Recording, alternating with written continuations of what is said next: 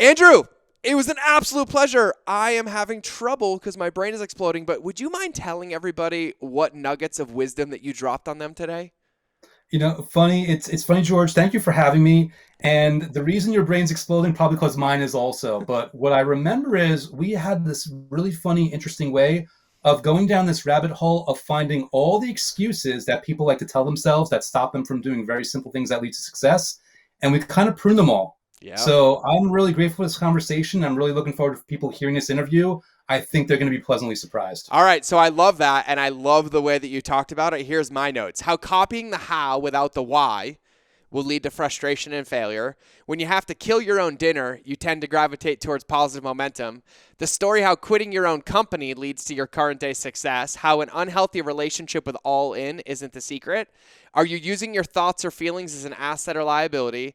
You have to attach your energy to the things that you can control and that will move the needle. Have you mastered the three parts of your mind? Do you know that your ego loves you? Are you attached or worried about the wrong thoughts? Do you believe in the muscle fairy or the science behind it? Are you unhappy because you're attracting somebody else's lives and dreams? What if why is the reason there are still no results? The secret practice to fill your confidence tank, the four most dangerous words you can use in your life, and the four best words to replace them with, and do you not have the results you want because you haven't built the home for them to live in? Plus, I shared some stories about my life and struggles that I've never shared on the podcast before. So that's what we got. I think we got it all. Did I miss anything? Well, you certainly didn't say that. That was the most impressive recap I've ever heard. And now I want to listen.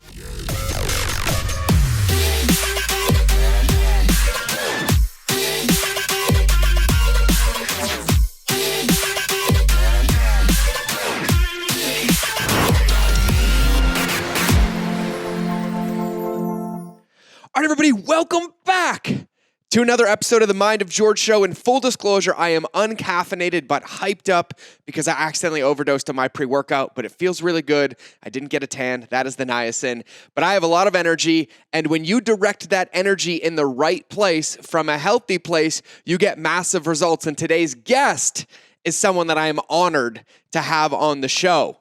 He helps people shatter the mold. He literally wrote a book, which, by the way, has more reviews than my book, double the reviews of my book on Amazon from like 7 years ago. So I'm really proud of this one, the book, and I had to write this one down because it's the last law of attraction book you will ever need to read. But he is a man who is dedicated to impact, helping you unlock the greatest versions of yourself, and even was a marketing intern at WWE. So he brings a little flavor and flair into this world with 20 years of experience. And so today I am honored to have my friend Andrew on the show. Andrew, welcome to the show. George, thank you so much for having me, my friend. I really appreciate it. And really just grateful to be here, man. Really excited to have this conversation with you. Yeah, man, me too. I had a blast. So for everybody listening, if you haven't checked out the show that Andrew and I did together on his podcast called Shatter the Mold, highly, highly recommend it. I had an absolute blast. We're going to have to do like round 2 or round 3 because I'll say this before I let Andrew go. I will let Andrew talk this whole episode because I didn't let him talk on his own show. And so I'm gonna turn the tables before we get here. So Andrew, one of the questions that I like to start with, and you have an illustrious history, like 20 years in this game of entrepreneurship is a long time. You've seen trends come and go, marketing come and go, strategies, tactics, and you've had life in it. So as you look back, what was one of like the biggest defining moments and the lessons you took from it? So I ask it like, what was the biggest mistake and the lesson you carry forward? Or even now, looking back, like what were some of those defining moments that led to this lesson? And what is like the most important lesson that you carry forward with you now into the future? Wow. Well, there's two answers to that because I mean the real answer is centered around the law of attraction, which is story in and of itself. Yep. So that might be a whole side answer on its own. I mean, for this, just from an entrepreneurial perspective, I'll say this. Back when I was young and just trying things out, I was making moves and doing things I saw other people do, but I didn't understand the why behind they were doing it. And because I did not understand the why behind they were doing it, I was doing it wrong. It's like some watching someone take a jump shot, that we're all used to seeing, like they're right-handed and they flip their thing, and you take the shot and you move your left hand and go sideways because you see them do something, but you don't actually understand the mechanics. Yeah. So my huge mistake was not understanding the mechanics behind the moves I was making as an entrepreneur. Wow, that is a really I like how eloquent and to the point that was, because that is a summary of things that I just vomit on people all the time, but it's so, so good. And so what's the other tangent on the side with the law of attraction? Well, so let's see how quick I can get this one out No, because no quick me, needed. I I want. want effective. I want effective. All You right, can, everybody here's to cool. listen. I want the full experience.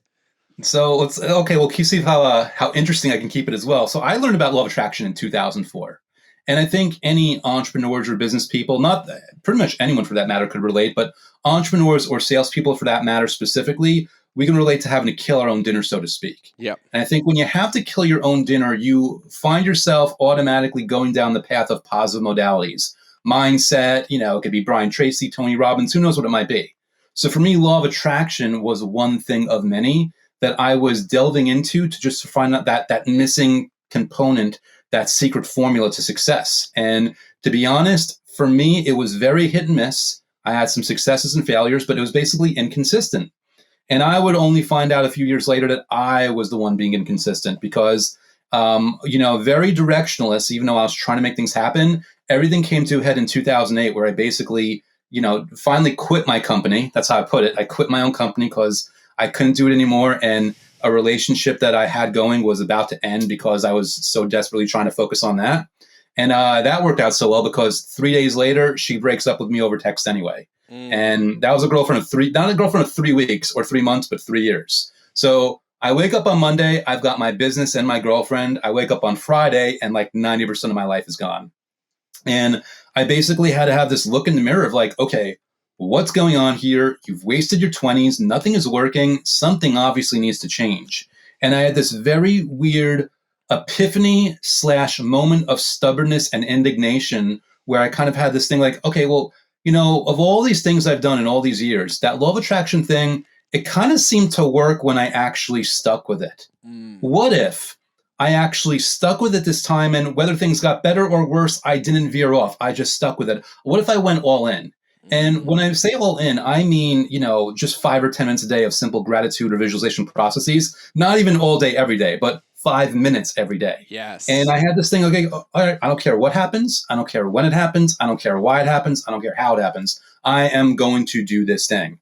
And that decision, it almost sounds like a movie because it changed everything. Because 2 weeks later, I felt better, which is saying a lot with a broken heart. And it's not saying I felt 100% better. It's saying I felt a lot better than I should have given the circumstances. I was really far in progress of recovering emotionally. 3 months later, I'm in a brand new way healthier relationship. 4 months later, I'm making more money than at any point in my life before then. 6 months later, everything's different. I'm in the best shape of my life. I'm waking up happy and fulfilled. And I learned not through a book, not through guru, not through anybody else, but through my own life experience that whatever this thing is, and we'll call it the law of attraction, because that's how I understand it, it works when you work it. Yes. And ever since then, I've had that mindset, like you can't take that away from me. And believe it or not, the book, I didn't write the book till 11 years later. I only wrote the book because I was like, all right, it's time to do something new in my business. What can I do where being honest with myself, I'm going to be engaged. And to be candid, I'm not going to get bored with my business. I'm not going to get bored with customers. I can continue these conversations. And that's where I said, all right, let me challenge myself and give myself permission in a space that's like not even hundreds of books, but like over 1,000 books. Can I bring something new into the conversation and bring a new perspective that people not had and hopefully deliver valuable, usable, user-friendly, actionable, implementable content? Yeah. And that's where we kind of get to this point. Yeah, no, oh my God. This is why we like each other and we get along. Like I hear it and I want to say something because I think I need to reiterate what you just said. And you said it only works if you work it. My brain went through 12-step programs, right? Like we always ended everything with a serenity prayer. And it works if you work it. So keep coming back because you're worth it, right? When I was going through CODA and things like that. But the thing that I think is so powerful, I'm going to ask you in a minute, from your perspective, like what's the law of attraction definition for you and how you see it? But for me, I've been in the world of personal development and leadership since right around like when you like 2002, I'd say 2002 till now. And I remember like, it's the secret, like wish it into existence, put it on your vision board. Like, and I'm like, okay, cool. I can stare at my vision board all day and it has me crossing the finish line of a marathon, but it still didn't lace up my shoes and put me on the pavement. And one thing that you said, I think, deconstructs this existing paradigm in all of the marketing world that you and I live in. And you said it, and not in this context, but in our world, we see this all the time. I'm going all in. I'm going to hustle. I'm going to sacrifice myself. And it's this massive set of extremes. And you said it and you nailed it. You're like, this one consistent choice, all in, 5 minutes a day, just one thing over a prolonged period of time to create the momentum and to create something different, I think is just worth very much calling out. Because even for me, and this tends to be my therapy on my podcast, so don't mind me when I do this, but I remember like coming out of the military, being suicidal, being hospitalized in a psychiatric ward, an addict on opiates, like 50 hydrocodone a day, completely depressed, drinking, not sleeping. And I sat there living in this, my life is miserable. And then I couldn't take an action because I was like, everything felt so insurmountable, right? It was like, I was so deep that I was like, there's no way to get out. And luckily my wife is amazing and my family's amazing. And my wife, this one hurts every time. My wife looked me dead in the eye and she said, commitment isn't feelings.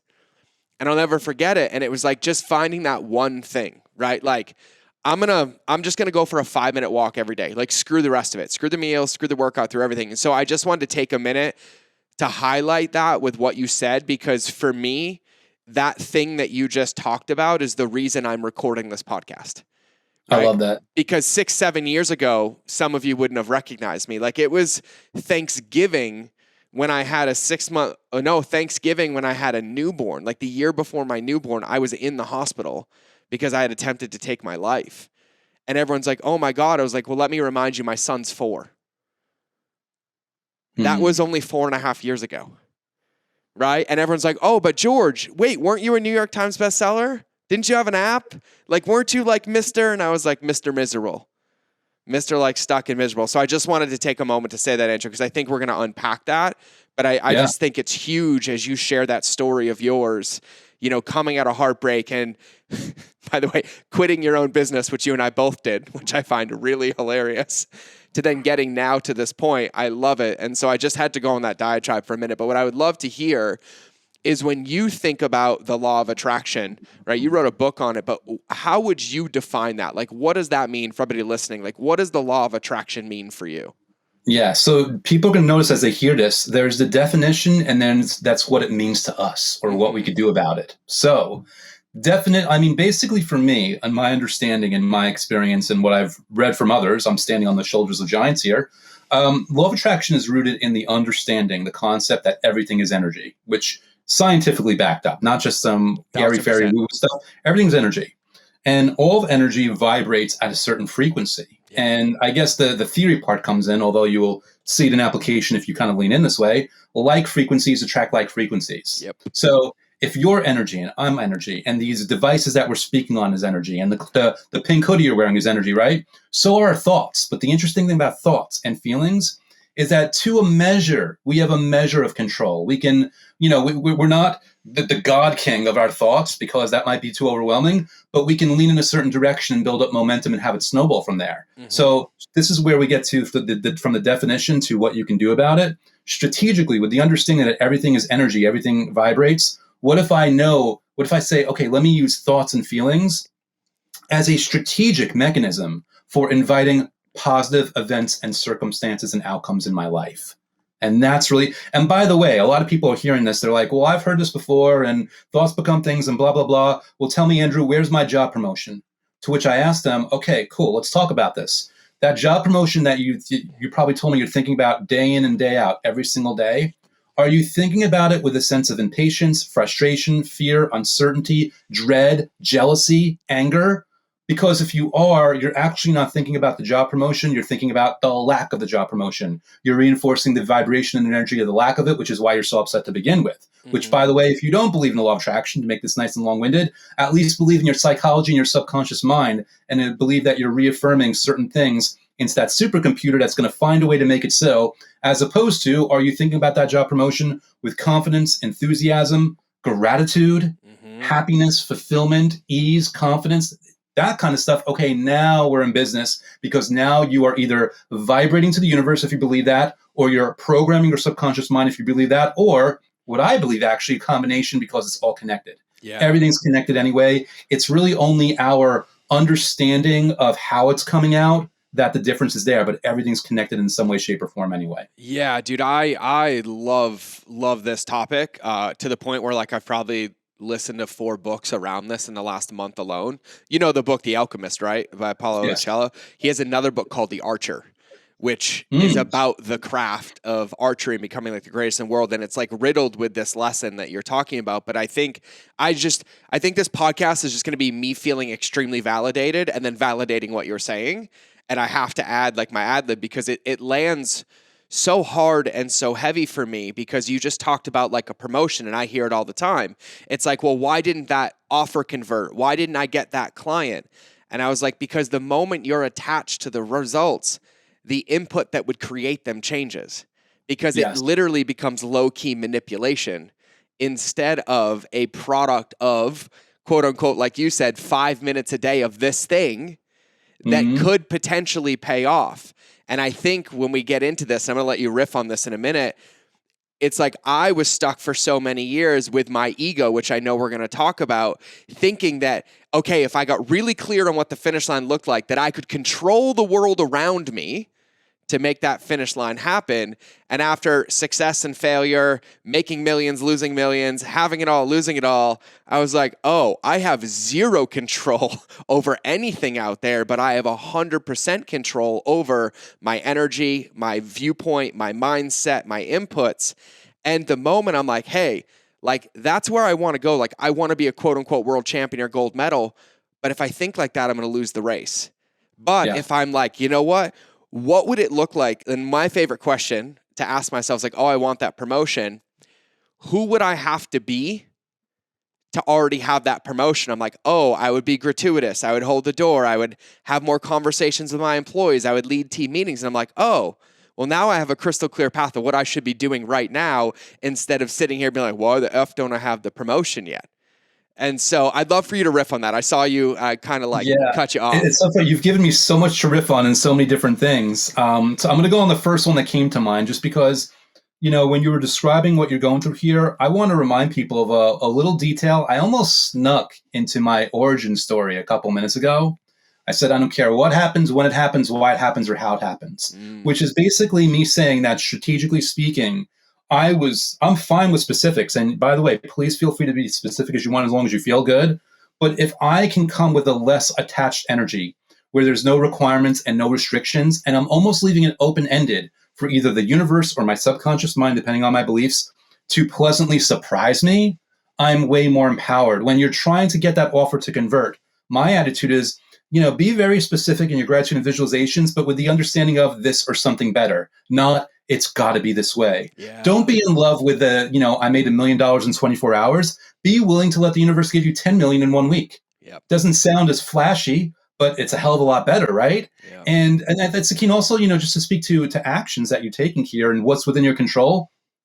I'm a New Yorker, so old school. I'm like a big Derek Jeter fan back when I followed the Yankees. I'm because from the thing I Boston. loved about Derek Jeter was that he only worried about what was within his control. And he's not known as being a home run hitter, yet his home runs that he did hit were clutch and his moments were clutch. He always excelled in a very amazing way because he was a master at his craft, but he was only focusing on the things he can control. He wasn't worried about the right fielder who was like staring him down. He wasn't worried about what the pitch was going to come at him. What could he do? How can he swing the bat? How can he field balls? How can he handle what he knows he's good at, knowing that from that, everything will work out? And all these pieces are connected. When you're worrying about yourself with the open invitation that you will be pleasantly surprised and the right people and circumstances will be put in front of you. So it's like a thing where you're going to take action. It's going to be inspired action, not lackful action. And yes, other pieces will be done for you, but only if you're still doing for yourself and you have a mentality of it's going to work out. I'm going to move forward in the meantime. Mm-hmm. And the thing too about that too, and I'll keep using the promotion as this thread. Here's what's nuts is that's an illusionary line that collapses the moment you have it, which then takes the promotion away. And Yes. that's the part, right? Like Tim Grover just released a new book called Winning, right? The guy who wrote Relentless. And he was Kobe's coach and Charles Barkley's coach and Michael Jordan's coach for 15, 20 years. And I love his definition, quote unquote, of like success or winning. He's like, because you have to earn it every day. It's like a tug of war, right? There's a flag in the middle. And the moment you start pulling it over to your side, you're winning. But as it gets closer, the resistance gets greater to where you have to control your inputs more. But that the moment you win or the moment you let go, success is gone and you have to Mm, earn it again. And you have yeah. to earn it again. And so when I hear you talking, like for me, how I define the law of attraction is having clarity on like a direction of who I want to be and where I want to go, and then making inputs every day into being or building that person, not attached to how long it takes or how long the foundation takes or the first floor takes or the finish work takes. But I know that as long as I quote unquote chop wood and carry water every single day, that it's just inevitable. Yeah. And there's a cascading beauty to this, by the way. When you're putting in the more inputs you put in, the more inputs are also simultaneously put in for you. But you Yes. can't anticipate or control them. Nope. Again, this is one of those things. I don't know if it was Abraham Lincoln. Someone said something like, "Where I'm going to butcher this, but luck is where preparation meets opportunity," or something like that. It's like basically you're doing your part, but other parts are going to be done for you. But since you're always doing your part, when those opportunities do end up coming in front of you, you're actually going to be able to act on them. You're going to be able to take advantage of them versus somebody who is kind of like chugging along, but not really into it. And maybe a few opportunities do come their way, but they can't even spot them. Yeah. They're not even self-aware enough to see that that is a huge opportunity that they could or should be taking advantage of. So again, me, I'm a strategy guy. I'm saying if you do all these things, you are putting yourself in a strategic position to have certain things be done for you, but also to have higher leverage in the things that you continue to do, because your skill set and your confidence and your agency and capability will also increase as you keep doing it. 1,000%. And by the way, the quote is from Seneca. It's luck Mm, is what happens when preparation meets opportunity. thank So you, he's sir. the OG, but Lincoln probably took it too, because we go all the way back to those Stoics, and I love that. And the thing here, and I'm going to have you riff on this too, because you said it earlier, right? You said it a few different ways, but I'm going to summarize. All right, when we're talking about goals, you said it earlier, and I caught it. It's like we think we know what it's going to look like, but we've never built it yet. So we can't get romantic about the wrapping paper, or else it will never come. And when we look back at like success in our life, if you're like, God, I wanted that thing, and you're like, wait, I got it, but 38 other things that I never even thought possible, you got them because you were controlling the input. And, the analogy I say, you talked earlier about energy, right? Like I'm a big Joe Dispenza fan. I'm a big manifestation fan, breath work, body, like this self relationship is what basically cured me, right? Like it healed me, was developing this relationship with myself. But I truly believe in this energy that you talk about, like how you show up vibrates and it attracts, and it's no different, because people think it's so esoteric, right? I say it to people and they're like, it's so esoteric, I don't get it. I'm like, well, let me give you an example. I was like, what kind of car do you drive? And they're like, a Honda Civic. I'm like, cool. Did you ever see them on the road before? And they're like, no. And I'm like, but now that you have one, how many do you see a day? And they're like, hundreds. I'm like, that is the practical application of what we're talking about. And so when you're running around in the morning and like you said, 5 minutes a day, and you have a 5-minute gratitude practice and you're like, I'm grateful for this, I'm grateful for this, I'm grateful for this, you start to see gratitude around you. You start to see the things, which means you're changing your vibration and your energy, and you're bringing those in more for momentum. And so I'm like you, like I tell people there's like 3 colors of crayons in my crayon box, right? Like I'm not the 64 flavors, I'm like 3, right? Like I have Mm, black, white, and gray, and I can kind of make a rainbow out of them. But I'm like, I'm simple. Tell me what to do. Tell me what to do. And really, it's the simple inputs every day, right? That gratitude practice, like the states of being, the mindset, the movement, like getting into that stuff is huge in developing that relationship. So when you say that, I wanted to give a story or a summary around it, because I catch it all the time, right? It's like we wear a clothing line, right? And all of a sudden you're like, man, I didn't know everybody wore that. And I'm like, yeah. they always have, right? Like you just didn't see it before, or your shoes or your everything. It's the same concept when it comes to your mindset and the law of attraction for me. And so what I would love for you, and this is why I'm going to ask this question, and I'm going to ask it and put myself out on the line. My biggest struggle for years was I thought that I could control everything, right? So let's call it my ego, right? I was like, okay, if it's up to me, it's up to me. But it was like exerting this false sense of control that never led to anything good, because it was like obsessive and there was no space. And then I'm like, oh, I couldn't do it. Now I'm such a failure. And then I would be like on that side of it, like collecting evidence against it. And you have a very interesting definition of ego, and it's something that you talk about all the time. And so I would Mm. love to hear your definition to unpack that. Yeah, absolutely. So to kind of frame it this way, obviously I'm not a clinical psychotherapist. This is not going to be textbook at all. I'm using words because we kind of I'm a big proponent of linking things to either concepts we understand or physical, tangible things because it helps our brains click better. So I'm using a word like ego. Yep. Now, the way I understand it is we've got three minds. We've got our conscious mind, we've got our subconscious mind, and we've got what I define as the ego right there in the middle. And I say it's in the middle because it's way stronger than the conscious mind. You actually articulated something about that a minute ago, but nothing compared to the subconscious. And the ego, as I define it, is that part of your mind that does only one job in this world, and that's to keep you alive. Yep. And that is good news or bad news, depending on where you are in your life right now, because that means whatever money problems you might have, whatever relationship problems, even whatever health problems you have, your ego's looking around, it's taking a look around the room, it's like, oh, okay, my person's alive. And what it doesn't want to do is it does not want to risk the status quo. It does not want to risk the change in odds through a change of conditions, even if those conditions are perceived as being positive by your conscious mind. Because there's someone out there right now listening. They want to be rich and or famous. But for all your ego knows is when you become famous, you're going to get a stalker, and that's a threat to your survival. So it can't be having that. For all your ego knows is when you get rich, you're going to have distant family coming out of the woodwork to sue you for your home. Can't be having that. So your ego actually loves you. This is a misguided attempt. It thinks it's keeping you safe in place, even though it's keeping you stuck in place. And this is where we have those things where we try to control reality, and then when it doesn't work out, we feel really down on ourselves. That's your ego in its own misguided, loving way, saying, okay, I'm going to mess with this guy. I'm going to watch my language here. I'm going to mess around with this guy. Oh, we have an explicit podcast, so you can drop whatever you want. All right, cool. In that case, you're being candid. The ego's like, I'm going to fuck around with this guy as much as I want to, and I'm making sure that he's not getting there. Not because I'm not happy about him being miserable. I just don't care about his comfort or satisfaction or fulfillment. I just care about keeping him safe, and he's safe right now. I'm not going to let anything change that. And by the way, let's skip ahead because people hearing that, they might be freaking like, uh-oh, I've got this part of my mind that's more powerful than my conscious mind that's doing this to me. What do I do now? Well, then that's a reminder. You've got your subconscious mind also, which is way more powerful. And then therefore the solution from my viewpoint, my experience, we're talking about law of attraction, we're talking about gratitude visualization.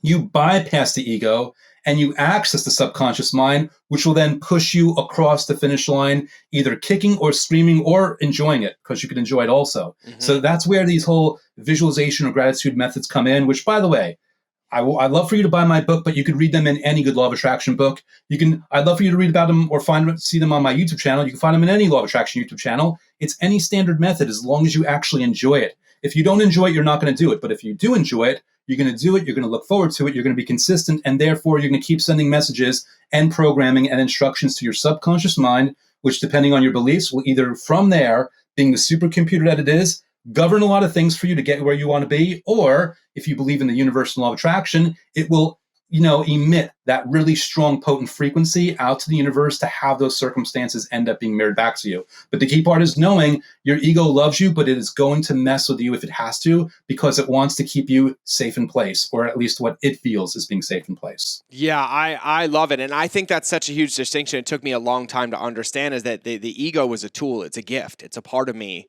that helps me survive. And so like when you talk about this, like we've all heard like reptilian brain and boom, boom, boom, but like biologically we're wired for survival. And we also go see all the cliche tweetables, right? Like comfort is your biggest enemy. And it's true, right? Because our ego, survival, wants us to be comfortable. And quite frankly, I'll challenge everybody, we created a world post-industrial revolution where we basically eliminated, for most of us, all sorts of any discomfort whatsoever, right? Like we live in air conditioning, we have a thermostat, like we don't have extreme colds or famines and all of it.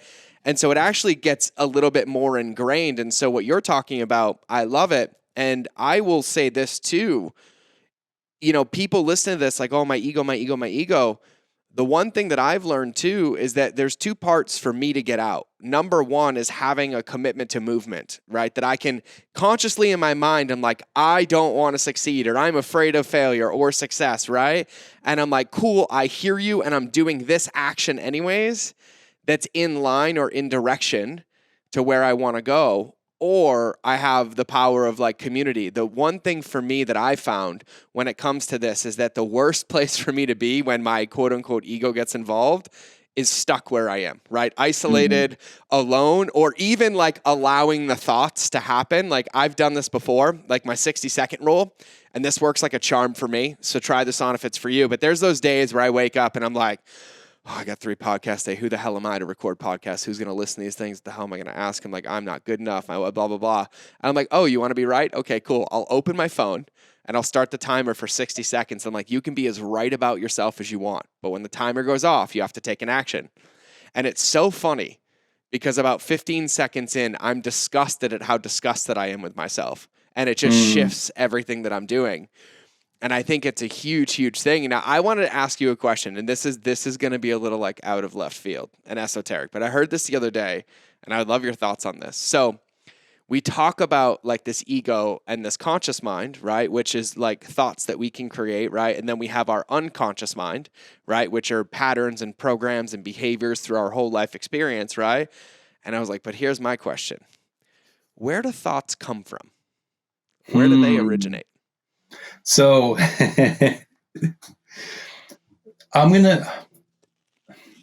there's words that popped in my mind and I'm like, I'm going to sound like, an asshole if I say it this way, but this is, since this is authentic, again, this is coming with the pretext that I am a strategy guy. Right? Totally. Me knowing how powerful thoughts are and knowing that if I strategically lean in a certain way, I'm going to get a certain result or I'm going to enjoy my life more. I don't care where thoughts come from. And again, I'd love, by the way, when I say I don't care, I would love to hear your perspective. I'm open to hearing. I don't mean like, I don't care. Well, I don't want to hear from anyone. Totally. But I'm not worrying about it personally since all I know is that they work and there's this result. So from that context, I've never really cared to try to do it. Although I'd love to hear your thoughts because I'm always open for learning new perspectives. Well, I think it's one of these questions I've been sitting with in meditations for a long time. Like over 3 months, I've sat with this question. And I've heard everyone from Duncan Trussell to Buddhism to Joe Rogan to everybody else have like Russell Brand inclinations of it. But what's really, really interesting to me is I'm like, we know like when we think something, we can change our behavior, right? But we also know that the human brain is about 80% fictional. It's made up, right? It's made up based on experiences. It stores trauma and memories and things in our physical DNA and our neural pathways to grab and create a scenario so that when something happens, it can create a narrative that keeps us alive, right? That keeps us in survival. And so survival is the ultimate part of it. And I was like, but then there's this deeper question. And it's like, and this is going to sound really weird. I've never talked about this on the podcast, but it's like we talk about aliens, we talk about source, we talk about God, we talk about universe. And I was like, if you strip away all of it, right? Like where in a moment when we're just sitting in that moment, does this thought or this intuition hit your brain and somehow have meaning in words? Like how did we go from stick fire to computers, iPhones, and technology that doesn't even make sense? Like that thought came from somewhere. And so it's just something I love asking people. I've never asked anybody on the podcast, but I'm like, when I have those deep moments of like, I have everything I want, right? My family's good. I'm good. My business is good. Like I've accomplished everything I want to accomplish in my life. Like I love my life. I'm here and I want more, but I'm sitting at the lake and I'm just like looking out with a glass of water and I'm like, man, I am so insignificant. And I mean, that is like the greatest gift that I could have. And I was like, but like, you remember that movie Men in Black at the end where it ends and they're like spinning the marbles and the marbles are the earth? That's where I'm like, who's putting these thoughts in my head? Like, what is it? Where's it come from? What's it do? Like, and all of that. And so it's just an interesting question and it's an interesting perspective. Yeah. And just to riff a little bit more on that, by the way, again, for me, my answer is out of strategy and that I don't want it to be a distraction. I will say, even now that I let go of it, like possibilities pop in my head, like, cause I've read somewhere and I've read so many different things from so many different sources. I almost feel bad because I can never attribute the original source other than saying I'm not taking credit for this. But I've read that, we are nothing. When you strip everything down, all we are is awareness. Yeah. And then it becomes a deeper question like, okay, are thoughts part of that awareness? Are they injected to the awareness? Are they seen through the awareness? And that's the part where, for me, call me simple-minded. I kind of get confused, and I'm like, oh, now I'm off track. And here's a piece that I'm coming through. By the way, some people are curious and should be curious, and some people aren't, and it is what it is. Often, this will kind of like nail things home on my perspective on this. To people that just don't even believe in law of attraction, I always say, okay, let's put law of attraction aside and let's talk about the example of lifting weights to get muscles, right? Mm-hmm. Because oversimplified, but we kind of get that. You lift weights, you get muscles. All right, well, how does that happen? Well, I'll give you two explanations. One explanation is when you lift weights, you go to sleep at night, the muscle fairy comes, waves a magic wand, and poof, you wake up with more muscles. Nice and easy, right? Explanation number two, which I will admit is a butchered explanation because I'm no expert here, but when you're lifting weights, you're putting so much stress on your body that your muscles are actually tearing in little areas. And then what your body does, it responds through its healing process of filling in those tears, those gaps with more muscle fiber, hence more bigger muscles. And if I ask someone, okay, I've given you two explanations. If you had to pick one, which one are you going to pick? Most people are, of course, going to go with the second one. To which I say, because I'm not a personal trainer and I'm not a physical therapist, from my perspective, it doesn't matter. What does matter is I lift weights, I get muscles. Yes. I put an X, I get Y. And by that same token, for all the doubters out there, if I engage in a consistent process of gratitude or visualization exercises, I don't credit me, don't credit my book, don't credit the universe, don't credit source, but at least observe where when you do that, you will notice results happen in your life. And the only thing that I ask of people is to observe and notice those results and use those as a fuel and motivation to keep doing this gratitude or visualization thing that was working for you, even if you don't want to give it credit. Totally. And I hear this in your voice, and I want to say this. I love your perspective of it doesn't matter, because what you're protecting is you're protecting the momentum and the movement in the growth to then earn the right to explore the thought, because Yes. the meaning doesn't matter when you're in the process of creating the result. Right. And I think that that's such a powerful, powerful point, because we talk about the ego and people mislabel it. They have unhealthy relationship, whether you study Carl Jung or other forms of psychology and things like that. You have the monkey mind, you have the ego, you have shadow work. And I was like, the way that I summarize it, because I'm a simple guy, is I was like, it's basically choosing stagnation. That's what you're doing. And I'm really, really simple. Like I'm this way, and thank you to my wife and my family, but I got to a point with all the trauma in my life, right? Like taking life and witnessing many people die and witnessing suicides and going to war and being an addict, where I had to have a real honest conversation with myself. And I was like, am I going to take my life? And I've attempted, right? But I failed because I never really attempted. This is me, just me. I'm only talking to me. I've never not succeeded at something I've wanted to do, ever. And so it's like, there was a part of me that had to come to this realization that I was not willing or able to ask for help. And so I screamed for it any way that I could. But once I fully accepted that, like, I will never take my own life, like ever, ever, ever, ever, ever, I was met with a very harsh reality for me, which is like, okay, well, if I believe that, I also believe that it's not just the fast version, but it's the slow version. And the slow version is stagnation, because I'm just wasting away in this moment. And so when I look at it, I'm like, okay, yeah, I could sit here and scroll through YouTube and scroll through Instagram and be disconnected to avoid a feeling, or I could ask why. Like, what is it I'm trying to avoid, or what is it that I want, and then take an action in a different direction. And like you said, it doesn't matter if that was the universe fairy, the Instagram fairy, my vision board, my wife, or my kids calling me into a different possibility. All that matters is I was like, oh, I get to live today, and I get to choose the inputs that I put into the world. And then those inputs over whatever amount of time might amount to something. But as long as I only measure myself against the inputs I choose every day, and if I don't like them, I adjust them, in my opinion, it's basically a guaranteed boring path to success. Yeah. And here's what I'll say. The reason I struggled with that for so long is because the dopamine and the success was my new drug for a while, until I realized it was boring. And it's supposed to be boring, right? And the one thing that I would challenge, because I hear you when you say, like, I hear doubters all the time. People come up to me all the time. They tell me I'm full of shit. I'm like, awesome. I was like, so let me be full of shit and try it for 90 days. And then typically like 45 days later, they're like, hey, I'm like, how long have you been wanting to text me? And they're like, shut up. And I'm like, no, I love you. Like, I'm just giving you a hard time because I can. But here's the thing. In my opinion, every one of those doubts and those thoughts and those fears, all they're doing is deepening the concrete at our feet. Yes. Right? Because here's the thing. We're like, we want something different. We want to be different. Okay, cool. Here's something to try.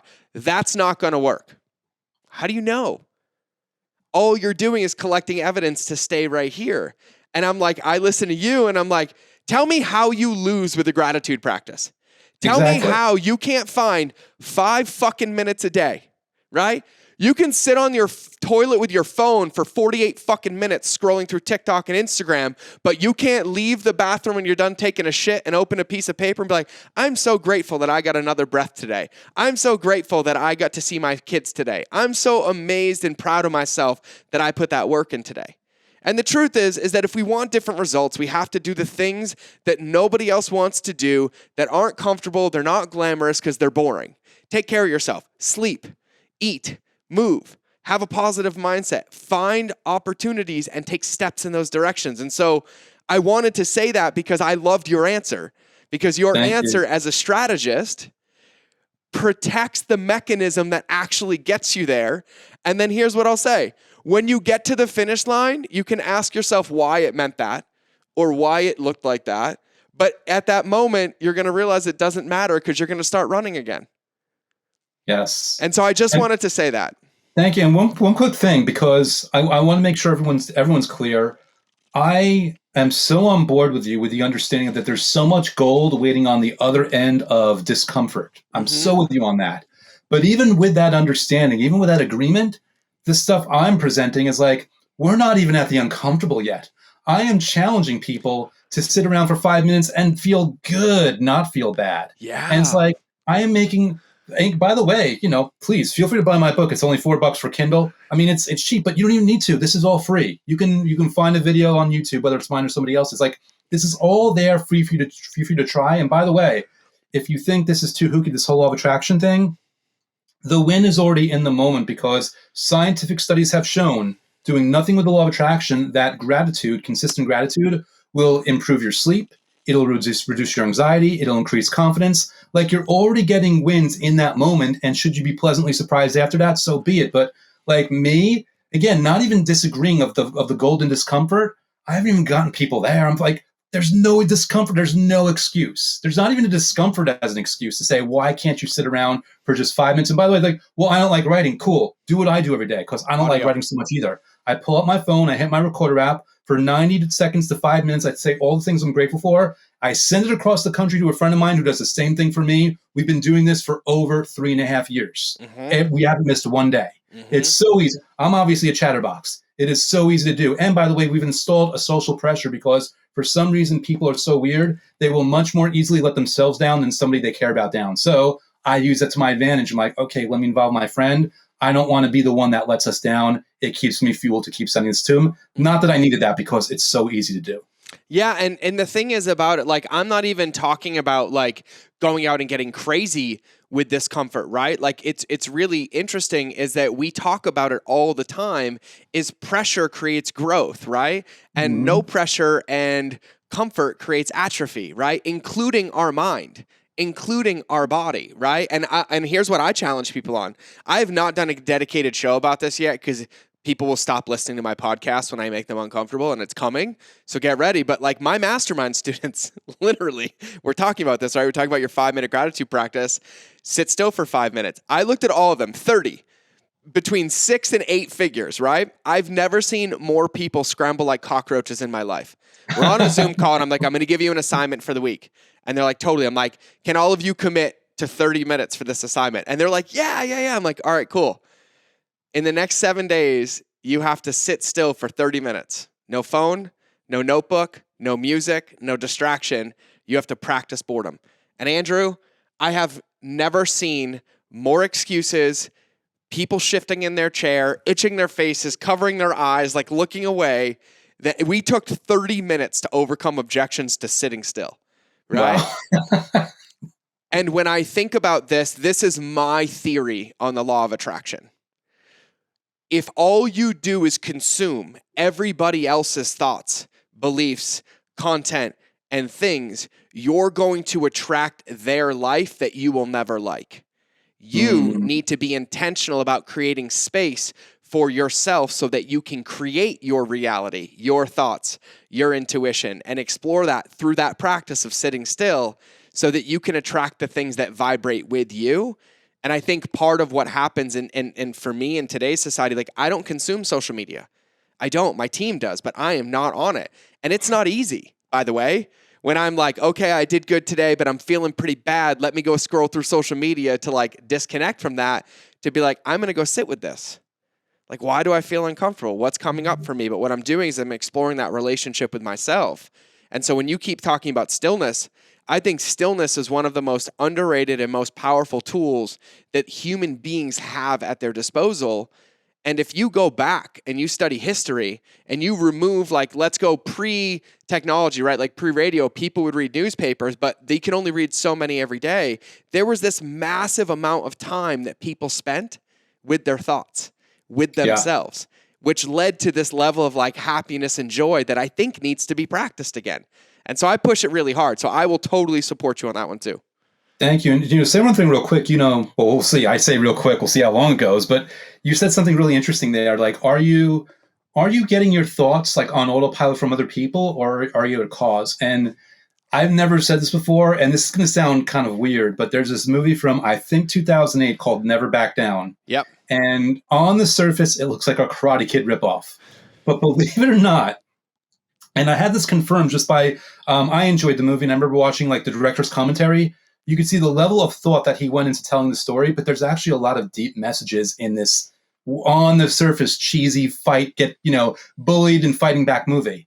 And one of them was where there's this conversation where like the main character is talking with his teacher, and he's like because the teacher's telling him like don't fight, do this, don't do nothing, just sit around. He's like, doing nothing has consequences also. It's not just the consequences of doing something, but doing nothing has consequences. And he said it in the context of like, now you're thinking about this thing like not thinking for yourself, not going in that direction as consequences, but also by that same token, for the argument of sitting still, doing nothing at sitting still has good consequences attached to it that you will not know unless you actually go through the process. But this whole question of action versus inaction, which can be seen in so many different perspectives, understand that there is something that can come from either way. It's really important to have a self-awareness and self-care to look at both and make a decision based on that. 1,000%. Because what I was going to add is that inaction is still an action. It's an intentional choice, right? It's still a choice. To tie it together, what we're talking about, really, it's the intention of doing it instead of like, quote unquote, passively doing it or, oh, that happened. It's like, no, I'm going to intentionally use this space or create it, or I'm going to intentionally fill it and take an action. Like Tim Grover in his book, Winning, he says this, he said, winning, and I added to it because I wanted to add one little piece. He said, winning is a test with no right answers. Winning is a test with no right answers. And I was like, I love that. And the part that I would add is winning is a test with no right answers except the one you choose right now. Because that really, really is. Like when we talk about for you, and like this is what you wrote a book on, the law of attraction, and even with what you just said, simplified down, it's whether you take an action or an inaction, it's that you take a moment to reflect on either one, learn from it, and then make a decision and a choice to take or not take another one. Yeah. And you do that agnostic of why or where'd this come from or what might this look like, which puts you into this momentum to building the blocks to get really what we want, which should be delayed gratification.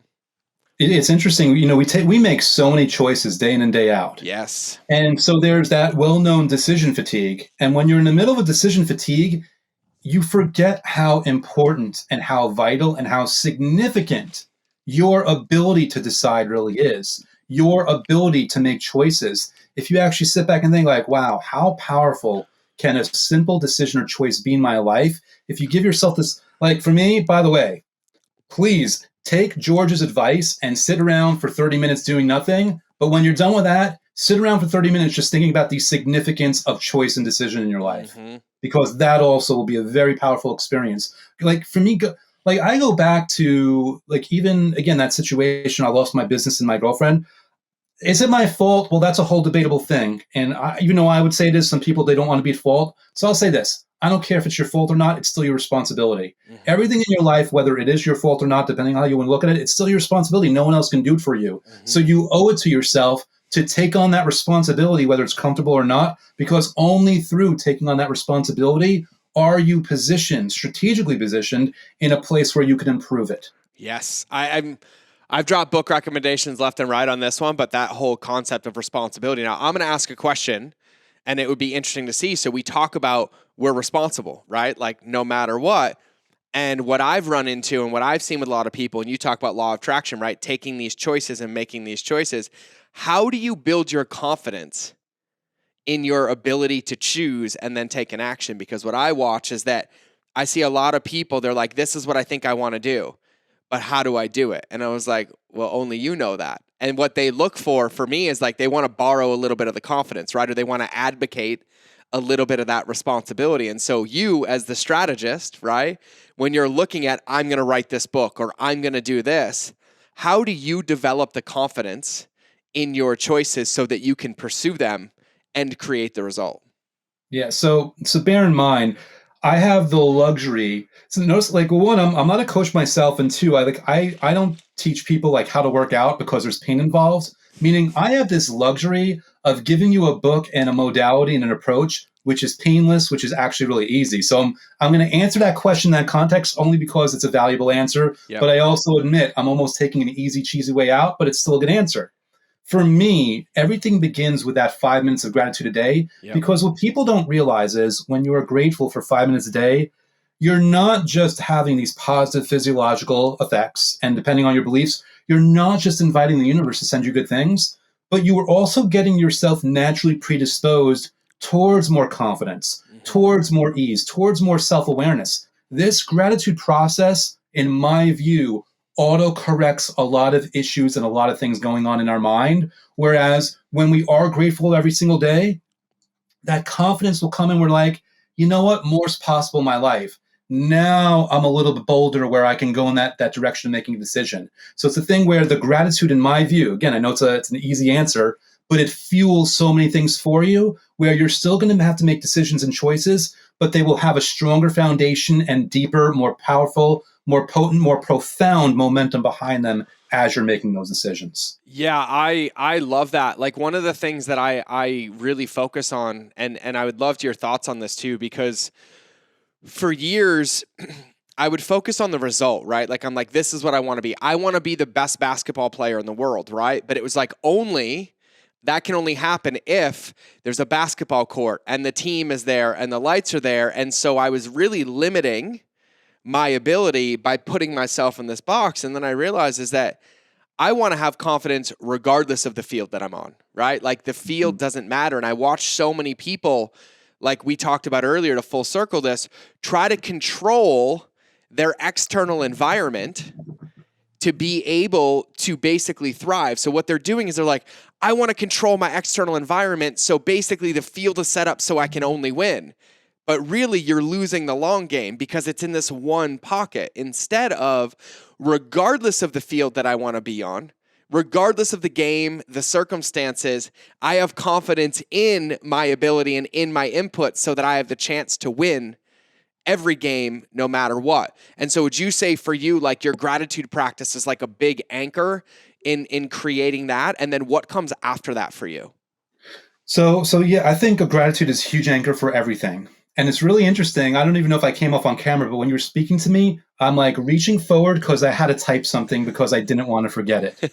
Because I recently did a video on YouTube where I gave the 4 worst words you could put together. Mm-hmm. And the 4 worst words, in my opinion, from a law of attraction perspective, are "I'll be happy when," which It's kind of toxic speaks to thinking. this because all of a sudden we're talking about a level of specificity in this thing where you are limiting yourself. And by the way, you're also telling yourself that your happiness is off there versus using joy as a strategy and strategically allowing yourself to feel pockets of joy now in the moment so that you can enjoy the journey, which ironically will bring the results faster and better anyway. But the thing that I typed down there, the thing that I think speaks more to this, or at least I hope it does, is just as those 4 worst words you can put together, the 4 best words, or some of the 4 best words you could put together in this context, is this or something better. Because when you have that freedom of saying, okay, I'm going to choose this specific vision, this specific goal, but there's going to be a relaxed ease to it where I'm going to leave the universe room to pleasantly surprise me, where there's going to be no doubt, where it's basically saying like, okay, if this is supposed to happen in 3 years and a year in, I don't feel like I'm a third of the way there. This is basically opening up your energy and your consciousness to say, well, if it's this or something better, maybe there's something else going on and I'm still on my way. Therefore, I'm not leaving room for doubts or insecurities that are going to keep me from staying on path and keeping my momentum. So it's all about having a confidence and self-love for yourself to engage in a level of specificity, but not to the point where it feels bad. Your level of specificity has to feel good. And if you're too specific and it feels bad, you want to scale out and get more general until it feels good. And one thing that helps that is this or something better. You're honoring that thing that you want, but you're acknowledging that you might get something better. Because going full circle, following that thread of a job promotion, someone wants a promotion right now when what they don't realize is what they really want is they want a higher salary. Yep. They want a better commute. They want better colleagues. They want better career opportunities. They want a better, more fulfilling life experience. And the promotion might not be that. The promotion that they want a month from now might not be that. But the new job that the headhunter is going to come calling 3 months from now, if only they get out of their way and engage in these processes and be open to it, that's what really was better for them. And that's really what they wanted at the whole time to begin with. Yeah, dude, that's such a valuable lesson. And I feel like it's more prevalent in our industry than anything in entrepreneurship, right? Like the thinking like that is what I want and protecting it like to the death and then getting it and being like, this is nothing like I wanted, right? Like the amount of people that come to me like, George, I'm making like this happens all the time, right? Because I coach people in our mastermind or group coaching. Like I've been making $500,000 a year for 2 years. I'm ready to hit $1 million. I'm ready to hit $1 million, right? They all tell me the same thing. I can ask 4 questions and they're like, I'm just ready to live my life. I'm good. I'm ready because I was like, there's levels to this game, right? They're like, I want $1 million because they had this belief that if they made $1 million that it would have boom, boom, boom. I'm like, you start showing them taxes and payroll and overhead. And I was like, by the way, you're going to have less than you have now until you hit like 3.2. And they're like, what? I was like, you got inventory, you got team, you got, and like, it starts to like really get into it, but it's all around what you're talking about is like, don't get so romantic about what it would look like. And you talk about it. There's an author called Jamie Smart. You'd love this book. It's called The Little Book of Clarity. It's like a 3-hour read. And it talks about toxic thinking, which are your 4 words. I will be happy when, right? And that toxic thinking just basically sets you up to fail because there's never enough. It's a moving starting line and a moving finish line that just leads to frustration. But it also clouds you getting or having the ability to get what you want. Because you don't really know what it is. It's always outside of you. It's always moving. And here's the deep, deep, deep part about that. We also have to acknowledge that we're comfortable there because a lot of that comes all the way back down into those rooted, like, you know, we didn't talk about this, but in psychology, like those rooted core wounds or those paradigms we have, right? Like, I'm not good enough. Like, I'll never make it. And so we collect evidence or create situations that validate it. And for me, and I can only share my experience, the biggest challenge I had is that was an unlimited fuel source, right? Because I was like, I'll show you, I'll prove you, except it was an unlimited fuel source that cost me my happiness, right? And so there's always a trade-off, right? They're like, George, you can win every single race. And I'm like, done, right? But it's also like if somebody came up to me right now and they're like, you could be immortal, I wouldn't want to. I wouldn't want to. The trade-off was too great. And so when you get rid of that toxic thinking, in my opinion, it kind of forces you to start loving what you have. Yeah. And to start, you go ahead. Well, I'll say, it's interesting. My YouTube channel right now, it has 2,000 subscribers or almost 2,100 subscribers. And if someone said, hey, Andrew, I'm going to wave a magic wand and tomorrow you're going to have 1 million subscribers, I would say thanks, but no thanks, not yet. And what I mean by that is right now, the way my business is set up, I can still answer emails for people. If you took me from 2,000 subscribers all the way to 1 million overnight, I do not have the infrastructure and quite frankly, the level of consciousness to absorb it. Now, I will take another 50,000 overnight and I will take 1 million, but I want to progress my way there. I want to have an opportunity where basically as things are getting better, I'm adjusting in the moment so that I'm not letting my customers down who want to hear from me, who email me personally. I want to build and grow into it. But with that same token, to speak about being happy about what you have, 2,000 people, 2,000 unique souls cared enough about my content that they click subscribe and hopefully the bell notification. That's time out of there, and time's the most valuable thing. Yep. Why would I not be grateful for that? Do I really want to be that person that's looking at 2,000 going, where's my million? No. I am grateful for that 2,000. And by the way, strategically speaking, I also believe, even though I am genuinely grateful, I also know that being grateful is what's going to get a better, faster source of all those new subscribers anyway. And I want a million, just not yet. I want to grow into it, and I want to enjoy the journey on the way, because otherwise, what's the point? Well, let me give you credit too, because you know a secret that I have to help most people understand is that the 2,000 you have are what create the million. Yes. And so this is what people do. If I could wring so many of your necks, I'm like, oh, let me help you unplug from the matrix right now. I will make you all Neo. And I'm going to use an e-commerce company as an example because Andrew led into this and it's so powerful, right? Everybody comes to me, right? George, I hit 1 million. I hit 2 million. I hit 4 million. I want to double my company. And they always ask me the same question. How do I find more customers? And I always look at them dead in the eye and I say the same thing. I say, you can't adopt any more children until you feed the ones that you have.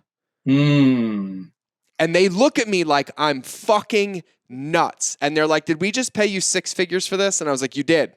Now let me show you why, right? And I was like, can you 100% with confidence put your head on the pillow and say, every customer that has come through our ecosystem has been set up to achieve the promised result?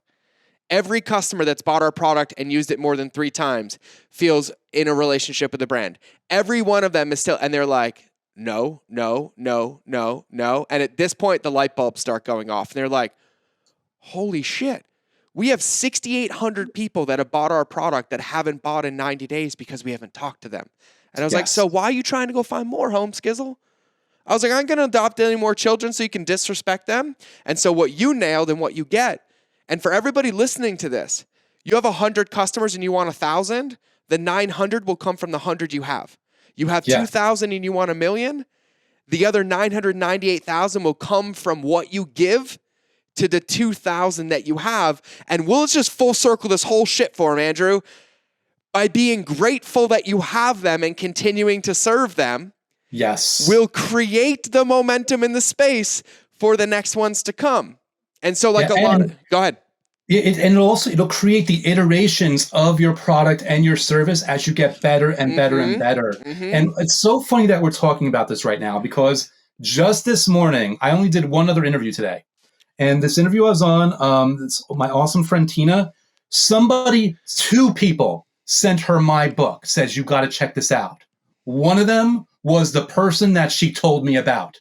Yep. They don't even remember that she's the one that told them about me, but they were so happy with the book, not to toot my own horn, that they were sitting there. I'm assuming they're sending it to different people like, Tina, you got to check out Andrew's book. 2 different people, one of which she's the one that told him. And that's like, it's crazy. And it's like, and I believe, and again, I don't think I have the perfect book, but I do take a lot of pride in the quality of the book, in that, not to badmouth any other authors, because I think a lot of other authors do a great job, but I wonder how many, when they started writing a book, saying, okay, this isn't a book, this is an experience. From the first word of the first page to the last word of the last page, I'm taking my reader down an emotional journey where I'm building blocks and foundations so that each time they hit a new chapter, I'm leveraging the content from a prior chapter, even though I also ensured that the prior chapter was enjoyable and entertaining and useful to begin with. And there's like a crescendo, like I almost view it like a song. A song has a chorus, has a bridge, there's a conclusion there. I viewed my book as a song. And again, I don't think it's the perfect book, but I'm very proud of it. And I think that's the part of the reason, because I was so intentional on delivering so much value in this. I think that helps with the word of mouth. And like you said, those first people that read, they're telling, and thank you to everyone out there that does that. I'm so grateful for these people, for them saying, okay, I love this so much. I'm going to tell my friends. I'm going to tell my family. I'm going to put it out. I have so much gratitude for this. But it never would have happened if I didn't care enough about making sure they were taken care of first. Well, let's get really meta with this, because this is what's so powerful, and it's so simple. So you talk about how these people read your book and then they go share the book. The only way word of mouth marketing works is if the person who you want to do it achieves the desired result, which, if you go into writing a book of, I want people to buy the book or to share the book, they will feel incomplete and never be able to share it. Yeah. That's the Zeigarnik effect. It's the science of open loops, which is why most marketing fails. Word of mouth marketing and advertising can only come, quite frankly, when you have a gratitude practice, you're self-confident and clear that what you're giving is unattached to the outcome. And the moment that happens, it creates the outcome that you desire. And your book is a perfect example. Like, for example, I wrote a cookbook. I sold over 175,000 copies, 22-week New York Times bestseller, right? Nice. I guarantee you that that book wouldn't have sold if people couldn't make the recipes. And here's the part, right? And my publisher got pissed at me. When you write a cookbook under a big publishing contract, what they normally allow you to do is share about 10% of the book, right? So 100 recipes, you can share 10 of them, because what is their thinking? Nope, don't give them to them. They need to go buy the book. They need to go buy the book. And I was like, F you. I'm going to give them all away. And they're like, no, you can't. You're voiding your contract. And I was like, do you really think that somebody's going to make the entire book from their email? Do you think they're going to print off every recipe that I share with them on social media and compile it into a book? I was like, I don't. I think they're going to make the recipe that triggers them into momentum and happiness, and then they're going to want another one. And then they're going to reach a point where it's like, why don't I have this book on my counter? Why don't I have this book on my counter? And sure as shit, it worked. And to the point now, like, you'll appreciate this funny world. We live in Montana now, right? We have new friends, couples we hang out with. I was in their kitchen the other day, and I look at their counter, and there's 3 cookbooks. And mine is right in the front. And I looked at her, and I was like, Haley. Oh, no, I wasn't at her house. She told me about this. She's like, I was looking at the book on the counter. This happened somewhere else, but this one with Haley, she looked at the book on her counter and was like, no way. She's had this book on her counter for like 5 years. We've been friends for 6 months. Had no clue that that was my book. They still make it. My face is on the cover. Like, it's hilarious to me. But I wanted to validate what you said, because it's so powerful, and you're a living example. And what you said earlier, there used to be a term thrown around called Oprah broke, because people used to think, hey, if I get that viral video, my business will grow. If I just get on Oprah, I'll make $1 million. If I just do whatever. And so they would, and they couldn't sustain. They didn't build the home that could house the results. And so it all came crashing down, and people went Oprah broke. It became a coined term to where people were like, I can't. Because you think about inventory, logistics, cash flow, your team, communication, customer service, or even your own capacity.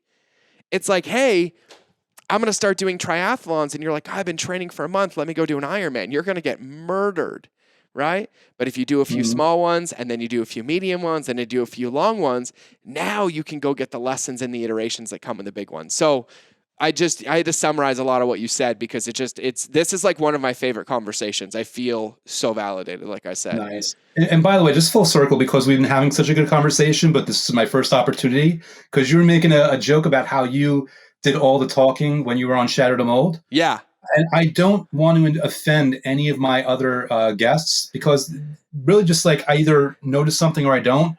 But there was something about our conversation, and in most of my episodes, I do a teaser. I'm like, today we're talking with XYZ, but for a very select few, the teaser is a clip from someone saying something, and yours was one of them. I enjoyed our conversation so much, and what you said was so deep and profound. I'm like, this is the teaser. This is what the thing that they hear before they hear the show's introduction, because this is what's going to hook people. So just want to pay you that compliment, because I loved that first conversation, which makes me more excited that we're enjoying this one as well. Yeah, dude. No, this has been a blast. So let me do some rapid fire, because we're like up on time, and like I think this thing is loaded with nuggets. But like, rapid fire: mountains or beach?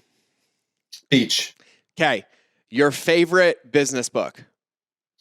Oh God. I'm just going to say Expert Secrets off Russell Brunson, because it's off the top of my head, but I'm sure there's more. I was hoping you would say your own, but it's okay. I'll do it. Well, I don't view it as a business book, but yeah. It's The Secret. Favorite book of all time that you've ever read, that you've ever consumed? What to say when you talk to yourself by Chad Helmstetter, because that was the first book that taught me about the power of the human mind and thoughts. Yeah, that's a good one. I've read that. It's been a long time. I might have to revisit that one. Absolute favorite food, not type of food, but like dish. Ooh. The right cheese enchilada from the right Mexican spot. Ooh, that's legit. That's legit right there. That one. I'm a chocolate chip pancake guy. Like, that's the game. Nice. Game over. Extra chocolate chips. It's game over. I love it. So, first off, can you tell everybody the name of your book again? The best place to get it, Amazon? Yeah, absolutely. Yeah, the book is called "The Last Law of Attraction Book You'll Ever Need to Read," and I may have a link that auto forwards, at least for the U.S. site, to the Amazon listing. It's lastlawofattractionbook.com, and obviously on Amazon, it's available in Kindle, paperback, audiobook, and by the way, the audiobook is also on Audible, of course, and in Apple Books. So there's plenty of ways by which people can get it. But just to skip ahead, if people don't want to pull out their wallet, that's cool. Also, my YouTube channel is youtube.com/Andrew Cap.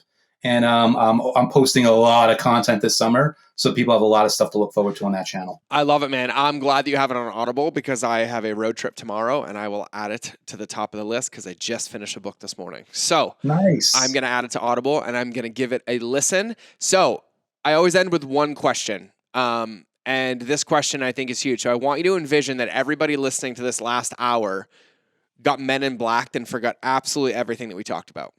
But in this moment, you have the ability to give them that first thought that they carry with them forever. I call it tattooing their soul. And so as you part and you leave this, what wisdom, what words, what quote, what takeaway, what story, what anything do you have to share that you could willingly tattoo on everybody's soul that they take forth with them for the rest of their life? So, without the context of the last hour, the only thing I can say is anyone listening, you've got to take me on faith with what I'm about to tell you right now. And this is my plea to you, because you can do it for free, is to make a decision, make a choice of finding some gratitude method you can do every single day, any time of the day that you want for just 5 minutes. You will thank me later. I guarantee you. I wish I can tell you why. I wish I could tell you how. If we don't have the last hour, if you've been Men in Black, you don't know. Just trust me. And by the way, just a little aside, because I like to cheat and break the rules a little bit. I read a quote about like an arrow doesn't fire unless it's pulled back. I'm butchering that. Whatever you got going on in your life right now that feels like you're being pulled back, it's in preparation to launch the release. And it's funny that I tell you that in cooperation or in conjunction with this whole gratitude thing. I wonder if that might be the mechanism by which you finally push forward. That's my final thought for people. I love it, man. I love it. And the one thing that you said that I'll end with a Bob Proctor quote, and I had to pull it up so I didn't butcher it, but he says, faith and fear both demand you believe in something you cannot see. You choose. Nice. And I think that that is a perfect summary to what we talked about and what we had today. So, Andrew, thank you so much for being on the show. I'm sure we'll do many more of these. It was an absolute pleasure and a gift. For everybody listening, watching, if you did watch it in my beautiful pink hoodie that he called out, make sure you go grab his book. I'm going to read it again. The Last Law of Attraction Book You'll Ever Need. His YouTube channel is Andrew Cap. His content is amazing. I love what he puts out. I love what he talks about. I'm going to start listening to the book tomorrow. And so remember that everything that was shared here, everything that was said, only does good if it's put into practice. So don't let today's episode become shelf help on your brain, but find a pocket. And I challenge you. I challenge you to find a gratitude practice. I challenge you to find 5 minutes of stillness. I challenge you to take something that was shared in today's episode and put it into practice today, and to full circle what Andrew said in the beginning, today, tomorrow, the next day, as consistently as possible until the result shows up. And I have no doubt that you will be thanking him later, reaching out, hitting us up on Instagram, or catching the next podcast. So remember that relationships will always beat algorithms, and I will either see you in the next episode or you will hear me in your earballs. But either way, it's time to cue the sexy outro.